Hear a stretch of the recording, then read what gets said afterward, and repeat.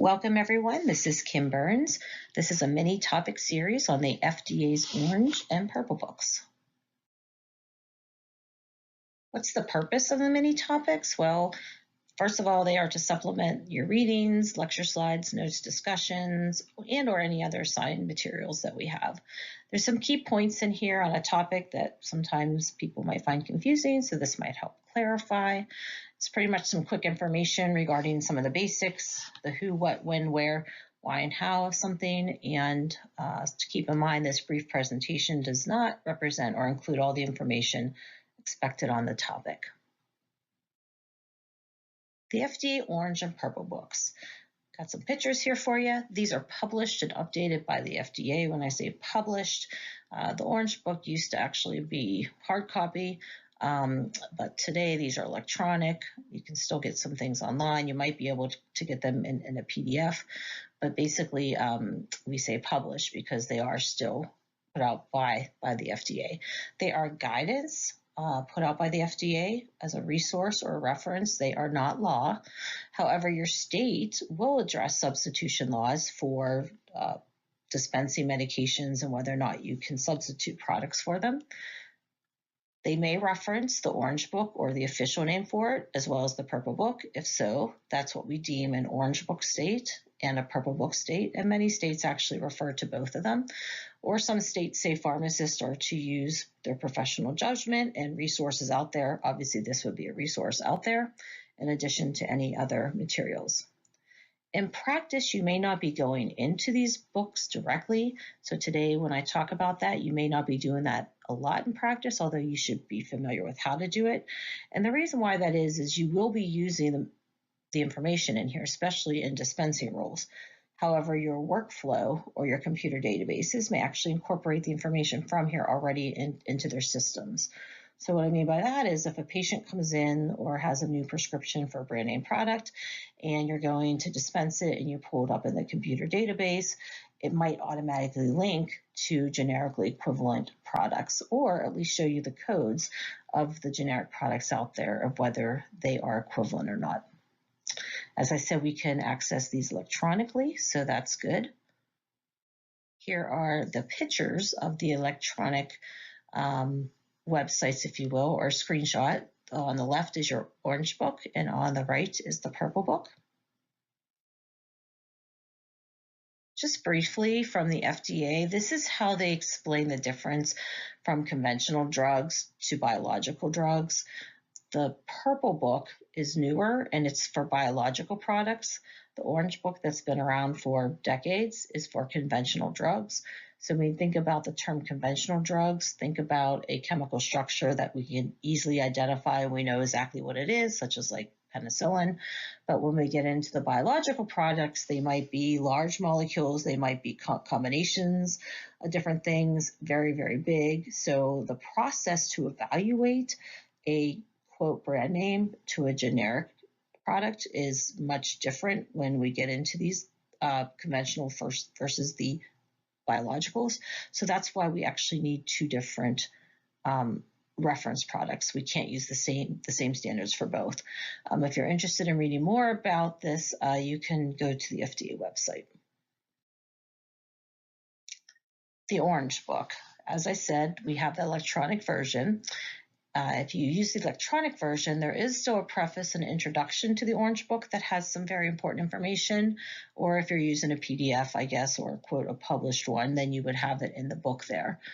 But the actual term, if you will, or actual title of the book is Approved Drug Products with Therapeutic Equivalence Evaluations.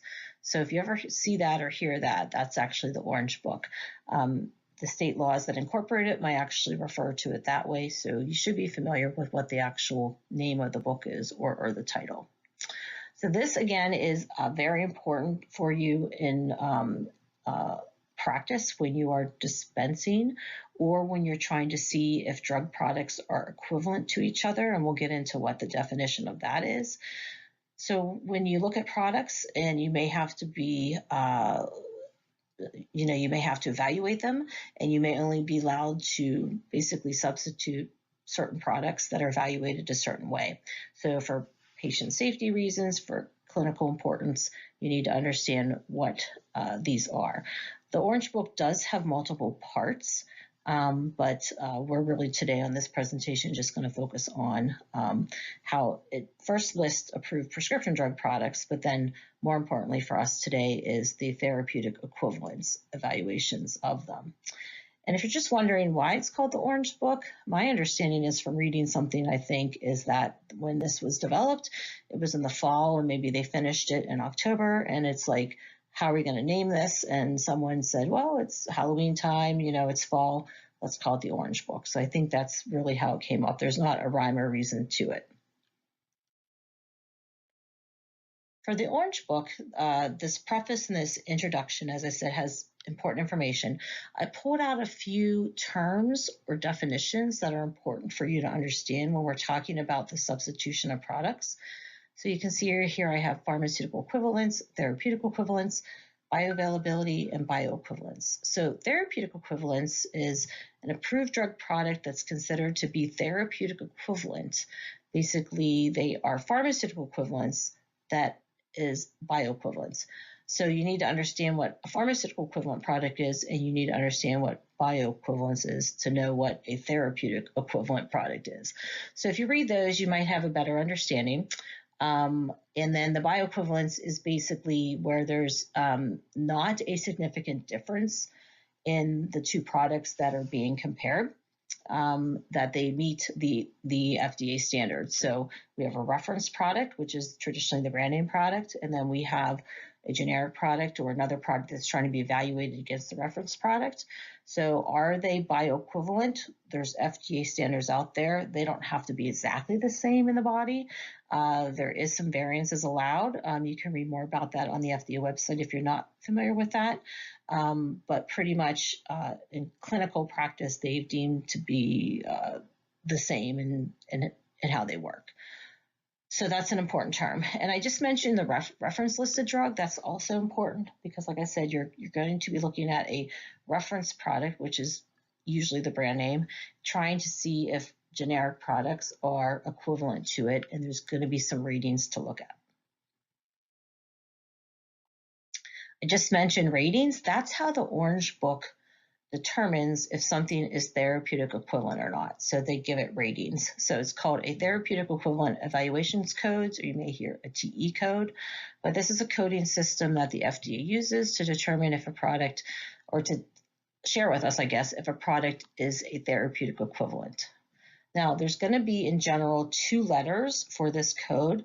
The first letter is going to be the most important one for this class and for our understanding of it, and it's going to be either an A or a B. So if the code starts with an A, that means the drug products, that means the one that you're comparing against the reference products, that is considered to be a therapeutically equivalent one.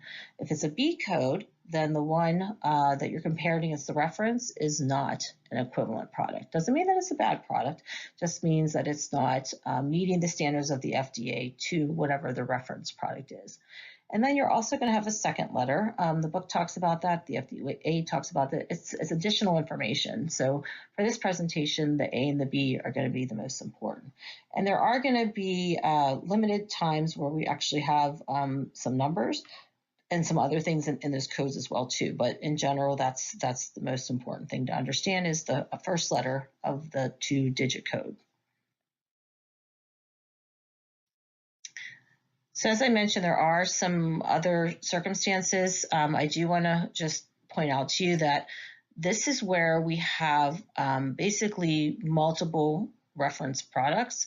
So this comes right from the intro, and this is where the FDA will basically name something or give it a third character in the code. So it's probably best to explain by example. So in this little paragraph here, we have a couple products out there that are, quote, both brand names, and they are their own reference products, and they're not evaluated against each other, so they're not deemed to be equivalent against each other, and that's not why they're on the market. We have Adalat CC, for example, and Precardia XL. Again, those are 2 brand name products. Well, if you have a, quote, generic nifedipine that's trying to be evaluated to a product, are you evaluating it against Adalat or are you evaluating it against Precardia, right? Because they aren't the same exact thing, or they are not equivalent.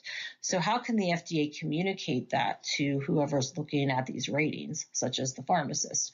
So the Adalat CC and the Precardia XL then are given a number after their codes. So for example, here in this one, the AB1 is the Adalat and the AB2 is the Precardia. So when we see a rating for an AB1, we know that goes with the Adalat product. When we see a rating with an AB2, we know that goes with the Precardia one. So that's just a brief explanation of what that means, but you may see those codes out there. And again, this comes from the intro of the Orange Book.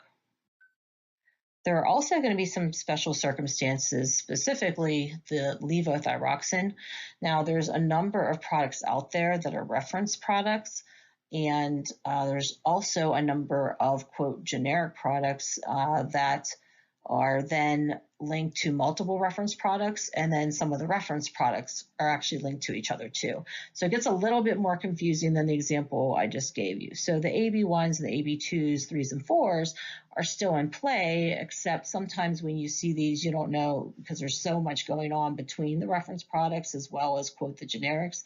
So the FDA actually gives us a list for these products, or a chart, and this chart is found in the introduction of the Orange Book. You can probably find it online and stuff as well too. So I do want to point out that this is a special scenario, if you will, when you're dealing with the levothyroxine products. So a little bit about the Purple Book. This is a newer book. It's been out probably less than a decade or so. And the biological products are not only overseen by the FDA, but they also have to comply with the Public Health Service Act too. So there's additional things going on with them. But the primary purpose of the Purple Book, right, is it's twofold: to enable the user to see if a biological product licensed under this Public Health Service Act has been determined by the FDA to be biosimilar to or interchangeable with a reference biological product. So again, here we have our reference product. This is going to be what we deem our brand name product. It's one that's already licensed, right? It's the innovator. It's the brand name, if you will, that comes out first. And then we're going to have some other products that come out. So I guess we'll call them the generics, if you will. And the ratings we're going to look for is either a biosimilar or interchangeable. Now, here I give you the definitions of a biosimilar, and I give you the definition of an interchangeable biologic. So the biosimilar is it's highly similar to the reference product. Minor differences in clinical and active components. There's no clinically meaningful difference between the products. However, this is what has been deemed to not be able to be automatically substituted by, for example, the pharmacist when they get it. Compare that to an interchangeable biological product. It has been shown to be biosimilar to the reference product and can be expected to produce the same clinical result as the reference product in any given patient, and the risks are not there in terms of alternating and switching between the products. So it's not that a biosimilar, quote, again, is a bad product. It's just it doesn't meet whatever the standard put out that the FDA does to be able to be interchanged by the pharmacist without intervention. So as we saw an A rating and a B rating, here in this book we have a interchangeable biologic rating and a biosimilar product rating. So if you think about an I for interchangeable or B for biosimilar. So those are the terms that we're going to be using for the Purple Book. So the Purple Book will list the biosimilar and interchangeable biological products under the reference product. Okay, so again, we're referring them, if you will, or comparing them to a reference product or a resource there. So that's a little bit about the Purple Book. Now, how about using the Orange Book? So the FDA, well, actually both of them. Let's talk about the Orange Book first. So the FDA does have a little blip on one of their websites about how to use it. So you go into the electronic one, then they say you want to do basically you want to search for a trade name if you know it. And then that will let you know what the ingredients are if you don't know it, or you can directly search for the ingredient. But let's say you put a trade name in, that will pull up. You'll see what the ingredients are, and then you can put the ingredient in, and that's going to pull up all the products that have been approved by the FDA with that ingredient, and you'll be able to see there's a list of information there, and you'll be able to see which ones are, quote, the reference product, the brand name product, and then which ones are generics, and you'll also see the ratings there too. And I do have a slide here coming up that you can look at for that. So again, we have this reference drug, right, which is important. That's going to be like our brand name drug, and then we're going to have this therapeutic equivalence code, or a TE code. So if you can't see this, you might want to enlarge it a little bit, but on the left, this is a screenshot of that page that I showed you earlier, and this is where I put the brand name on the left. Okay, so I put the brand name here, and you can see on the right that it pulls up those brand names, and then it pulls up basically the active ingredient too. So now I know what the active ingredient is, okay? So now I can go back to that original page where I put in the brand name, and now I can put in the active ingredient. So that's going to be the next slide. So I went back to this original one here, and now I put in the ingredient, or if you will, the chemical name, or the generic term, I guess. And then when you pull that up, it pulls all products with that active ingredient. So I did intentionally pick a drug that doesn't have a ton out there. Sometimes you pull up these and you get dozens and dozens of drugs. So I tried to pick one that you could see easily that the brand name ones are under the proprietary name, and then the active ingredient is under the active and the proprietary name, excuse me. So everything on the left is the active ingredient, and then next to that is the proprietary name, and that you're going to see the brand name drugs, but then you're also going to see, quote, the generics, because it's the same active ingredient. It doesn't change names. You can click on information there about the drugs as well. There's some links, but you can see the dosage forms, and then you can see the strengths. Then over to the far right, you can see what we call that TE code. Now, next to the TE code is that reference drug, okay? So you can see that the RLD is listed next to the brand name products, okay? Because again, those are the reference ones. So we're referencing these two, quote, generics listed here against the brand name products, okay? You can also see that there's a solution, and there's tablets as well. So the two generics we're looking at here are 150 milligrams and 350 milligrams. They're oral tablets, okay? And we can see the reference products for the brand name are down below that at the very bottom. And you can tell that because it has RLD next to it. And then we can also see the TE codes next to the generic are AB. So we're looking at those first letters, which is A. So by seeing that code next to the generic there for the 150 and the 300, we know that that has been evaluated and rated by the FDA to be a therapeutic equivalent drug to the reference product, which is here, the brand name product, okay? So that's the process. Again, I looked for the brand name to find the ingredient. I looked up the ingredient. The ingredient pulls up all the products that have that in there. Again, I intentionally picked a drug that did not have pages and pages, because when you get into certain products, that can happen. But to distinguish for you how you can see everything, and how you can see the brand names, how you can go over and see the TE code, and you can see the reference products too. Now for the Purple Book, the FDA has a user guide as well too. You can find that online. I pulled out a couple of the basic things here on the website. There's simple search and there's advanced searches. The simple search you can do for what we're looking to do here. So basically on the simple search, you can start typing in your reference drug or your brand name product. You could also search by the ingredient, if you will, as well too. And then it will pull up the products from there. As soon as you start typing it in, it will list them. So, and then you're going to basically click on what you're looking for. It takes you to a page, and it's going to show if there's biosimilar products or if there's interchangeable products. Just as an FYI, the FDA literally just approved the first interchangeable product ever back in the summer of 2021. And the reason why is because, again, this whole process is new. The FDA had to develop a process. They had to put some guidance out for it. So this has been something that's been ongoing. And really, we really didn't know for companies how they could even get to be an interchangeable product, what the standards were. So this is truly a newer thing. So we'll probably start seeing more interchangeable products, but as of right now, the first one was just approved last summer, and I'm not aware of any more, but there could be, but if so, I'm sure it's not much. So we really don't have a lot at this point. So anything that does have a product that's, quote, the same thing, it's most likely going to be a biosimilar now. However, we should check the Purple Book to find out. So using that search thing there on the guide on the last one, when you go to the database of these products, which is the Purple Book, so basically you can see here, I started to type in Lantus, L-A-N-T. This is on the bottom of it. And then as soon as I started typing that, it pulled up Lantus. So there's only one product in there with an L-A-N-T. So that's what it pulled up. So I clicked on that Lantus there, and then I'm going to take you to the next one. Back in 2023, when I did a search, this is what came up. So I wanted to show you.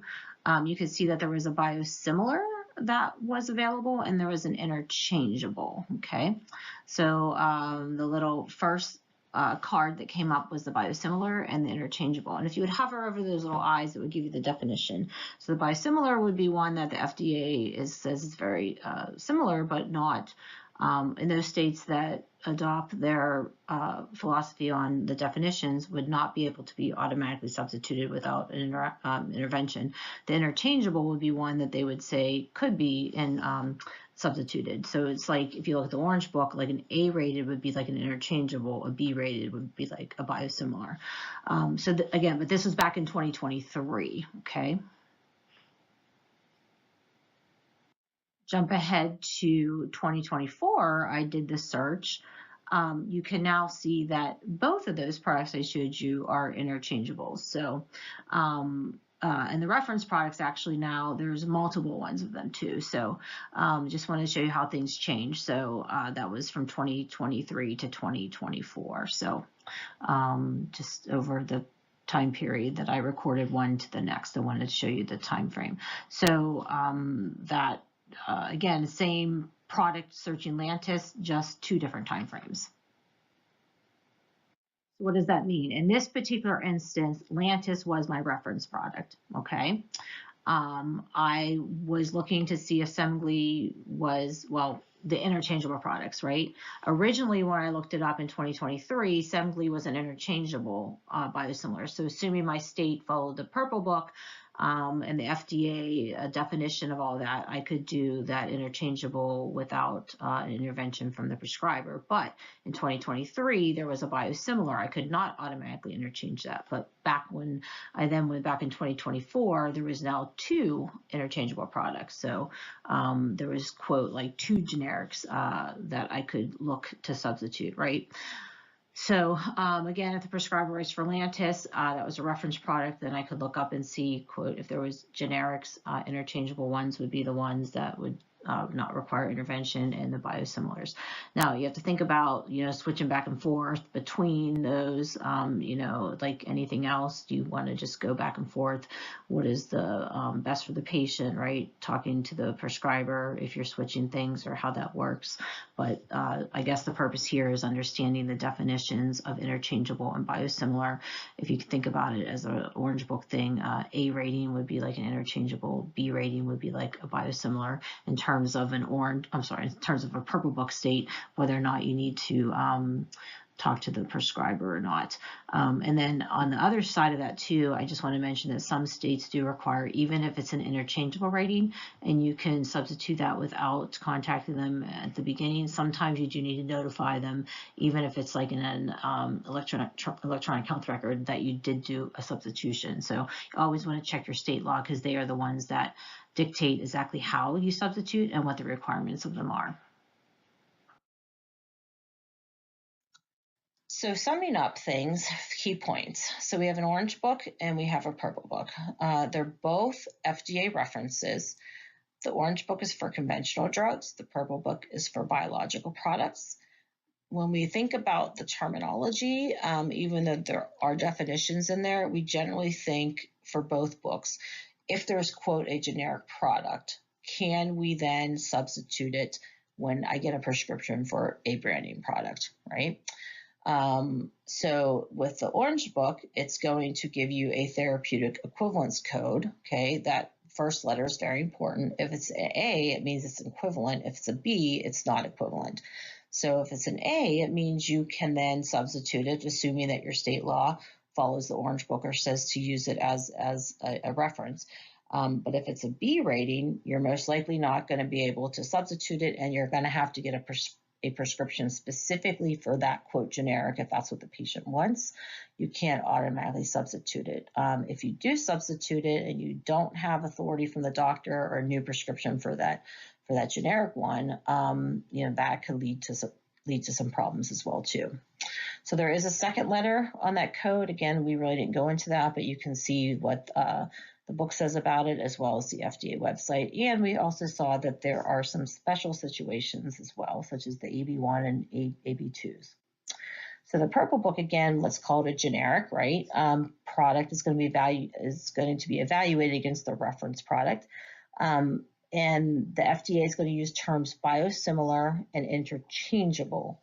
So that's what they're going to be using when they're looking to compare the generic to the brand reference. If it's interchangeable, then again, assuming your state law follows the Purple Book, and the FDA standard is that you can switch those without the physician or the prescriber intervention. However, it's the biosimilar.